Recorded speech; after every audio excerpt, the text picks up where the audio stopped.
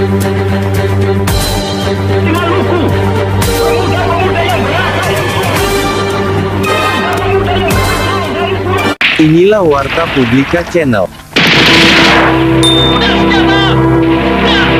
Satu, dua, satu, dua, satu, dua, satu, dua, satu, dua, satu, dua, satu, dua, satu, dua, belok kanan, jalan. Kiri, kiri, kanan, kiri, kanan, kiri, kiri, kiri, kanan, kiri, kanan, kiri. Sebelum gerakan 30 September tahun 1965 meletus, sempat ada isu panas soal Angkatan Kelima. Angkatan Kelima adalah milisi yang terdiri dari kaum buruh dan tani yang dipersenjatai. Ide ini dimunculkan Partai Komunis Indonesia atau PKI yang didukung penuh Partai Komunis Cina Kuomintang Tang. Awal 1965, Cina mendorong Presiden Soekarno untuk merealisasikan pembentukan Angkatan Kelima, di mana Cina siap memberikan bantuan persenjataan untuk Indonesia.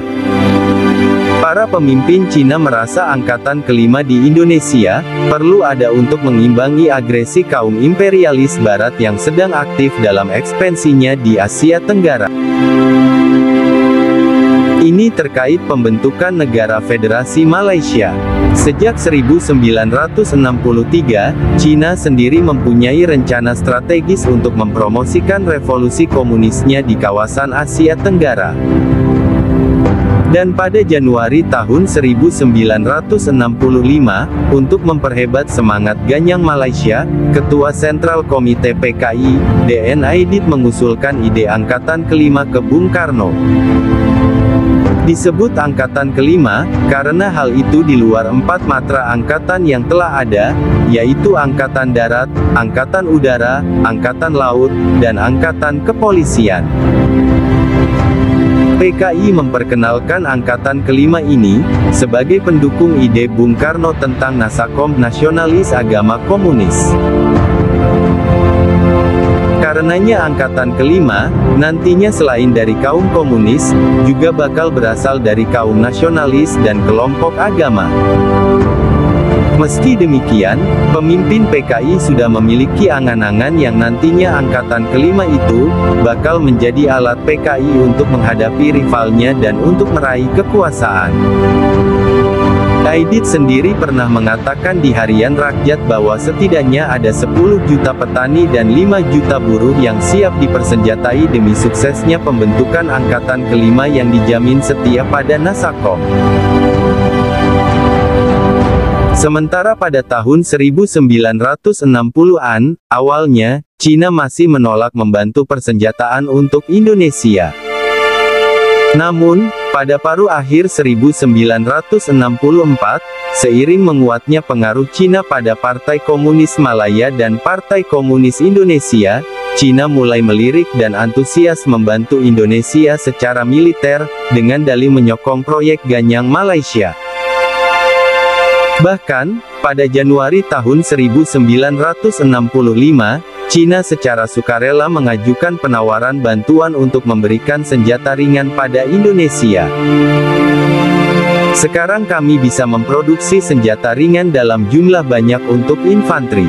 Bila Anda butuh senjata, kami bisa membantunya, begitu juga bila Angkatan Laut atau Angkatan Udara Anda butuh suku cadang, jangan sungkan untuk mengutus staf Anda ke Cina untuk mencarinya. Tapi, sekarang ini persenjataan yang paling penting adalah senjata ringan untuk menghadapi musuh dalam jarak 200 meteran, kata Ketua Partai Komunis Cina, Mao Zedong, dalam pertemuan dengan Subandrio. Dan pada Februari tahun 1965, Subandrio memberitahu bahwa Bung Karno telah menyetujui bantuan senjata yang ditawarkan China tersebut. Menanggapi hal itu, Perdana Menteri Republik Rakyat Cina, Zhou Enlai kepada Wakil Perdana Menteri Republik Indonesia Dr. Subandrio, sebagaimana tercantum dalam Buletin Diplomatik Kunjungan Pertama Wakil Perdana Menteri Indonesia Subandrio dan Negosiasi Bilateral, tertanggal tanggal 2 Februari tahun 1965 menyatakan, proposal dari Presiden Soekarno untuk memiliterisasi masa sungguh tepat.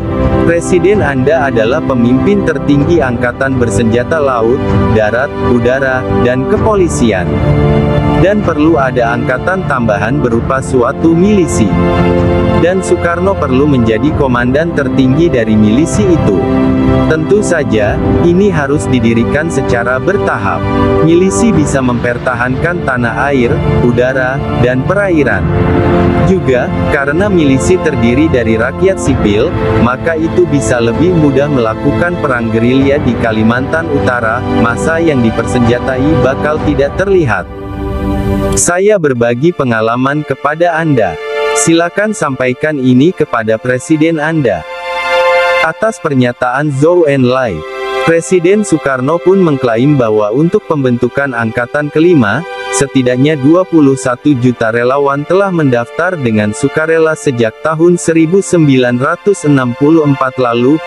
Karenanya, utusan khusus akan segera dikirimkan Bung Karno untuk merealisasikan bantuan senjata Cina itu. Namun pada kenyataannya, utusan itu tak juga dikirimkan Presiden Soekarno sampai bulan Juni. Hal itu disebabkan, gara-gara isu Angkatan Kelima memicu penolakan keras dari militer, terkhusus Angkatan Darat. Di mana menanggapi ide pembentukan Angkatan Kelima, pimpinan ABRI ternyata menolak dan menanggapinya dengan negatif. Menteri Koordinator Bidang Pertahanan Keamanan yang juga merangkap Kepala Staf ABRI Jenderal Abdul Haris Nasution secara belak-belakan mengungkapkan ketidakmungkinan atas pembentukan Angkatan Kelima itu.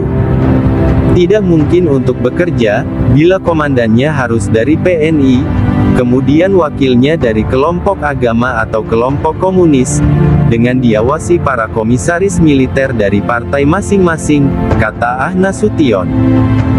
Harian Angkatan Bersenjata milik ABRI menuliskan, Angkatan Kelima tidak cocok untuk kondisi objektif di Indonesia. Hal yang sama juga dikatakan oleh Menteri Panglima Angkatan Darat, Letnan Jenderal Ahmad Yani yang menegaskan bahwa pembentukan Angkatan Kelima dianggapnya tidak efisien. Kalau untuk milisi pertahanan rakyat kita kan sudah ada Hansip, mengapa tidak itu saja, kata Yani. Sementara berbeda dengan Angkatan Darat, Angkatan Udara justru mendukung ide pembentukan Angkatan Kelima. Menteri Panglima Angkatan Udara, Laksamana Madya Omar Dhani menyokong penuh kebijakan Presiden Soekarno itu. Dhani sudah membayangkan betapa besar kekuatan rakyat bila dipersenjatai. Karenanya, Dhani membuka diri untuk memberikan pelatihan militer bagi para sukarelawan Dwikora yang disebutnya akan dijadikan Angkatan Kelima. Lebih lanjut, Menpango Omar Dhani menyampaikan ke atas militer RRC di Jakarta, bahwa Angkatan Bersenjata berniat akan memiliterisasi warga dalam jarak 50 km dari Pangkalan Udara Halim. Dhani mengatakan, Indonesia membutuhkan segera 25.000 senjata Chung dari total 100.000 senjata yang dijanjikan Cina. Rencananya, senapan itu akan diperuntukkan bagi ribuan sukarelawan Dwikora yang telah mengikuti pelatihan militer di Pangkalan Udara Halim, Jakarta Timur.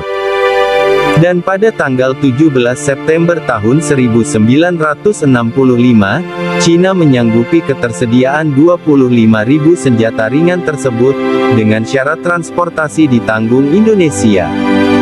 Omar Dhani menyanggupinya, meski kenyataannya dengan pesawat Hercules, Omar Dhani hanya mampu membawa 3.000 pucuk senapan, itu pun senapannya ternyata bekas dari Tentara Pembebasan Rakyat, saat perang saudara antara kaum komunis Kuomintang melawan kaum nasionalis Kuomintang.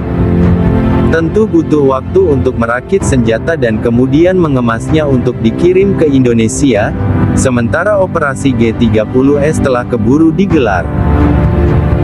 Dan setelah kegagalan gerakan 30 September, dengan diikuti pergantian pemerintahan dari Soekarno ke Soeharto, hubungan diplomatik antara Indonesia, Cina menjadi memburuk.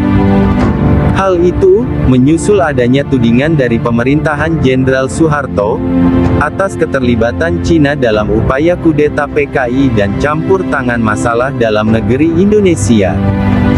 Menanggapi tudingan pemerintahan Soeharto, pemerintah Cina membantah keras bahwa telah membantu PKI untuk mendukung aksi revolusioner mereka. Cina menyatakan, kebijakan dukungan pemberian senapan ringan itu, ditanda tangani secara resmi dalam Memo of Understanding antara pemerintah Cina dengan pemerintahan sah Indonesia, bukan antar partai. Meski Cina telah membantahnya, namun pemerintahan Jenderal Soeharto tidak mau tahu atas alasan Cina tersebut, sehingga hubungan diplomatik antar kedua negara pun dibekukan. Itulah kisah sejarah yang disarikan dari tulisan ilmiah Tao Mo Zhou, yang dimuat dalam Jurnal Indonesia Volume 98, tahun 2014, terbitan Cornell University Southeast Asia Program, dan ditambah dari beberapa sumber lainnya. Akhirnya, jangan lupa like dan subscribe, agar Anda dapat mengikuti terus informasi dari channel Warta Publika. Sekian, terima kasih.